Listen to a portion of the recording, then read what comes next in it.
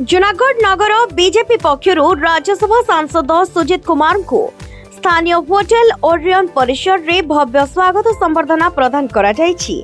एही अवसर रे नगर सभापति शिवराम राउत को सभापतित्व रे अनुष्ठित कार्यक्रम रे जिला सभापति अजय पाणिग्राही और पूर्वतन नगरपाल मुकेश अग्रवाल प्रमुख सांसद सुजित कुमार को नगरवासी तरफ स्वागत संबर्धना देवा सहित जूनागढ़ सहर विकास पई दृष्टि आकर्षण करथिले।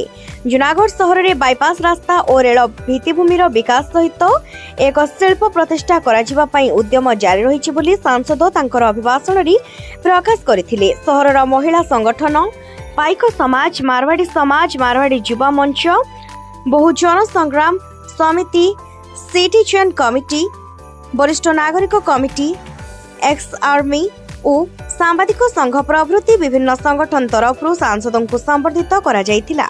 एही कार्यक्रम रे अनेक बीजेपी कर्मी और सहरवासी उपस्थित रहिथिले। कलाहांडी जिल्लारू टिकचंद बाग रिपोर्ट, केटीवी न्यूज।